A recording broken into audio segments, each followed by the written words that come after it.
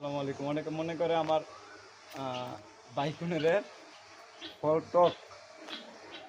ভাই এখন আসছে চারা নিতে, ভাই খাই এখন রিভিউ দিবেন। ভাই খান তো, প্রাকৃতিক ভাবে। মাশাআল্লাহ, মানে মিষ্টি তো অনেক বেশি।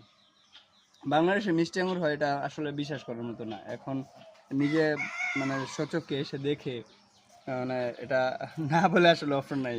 আগে তো ভাবতো টক টক হয় নাকি?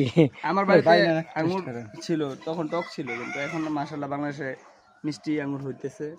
ভাই আমি তিনে আসছি চারাও চারার নিছে, জন্য। ভাই তিনে চারাও নিছে, খাইয়া মিষ্টতা পাইয়া।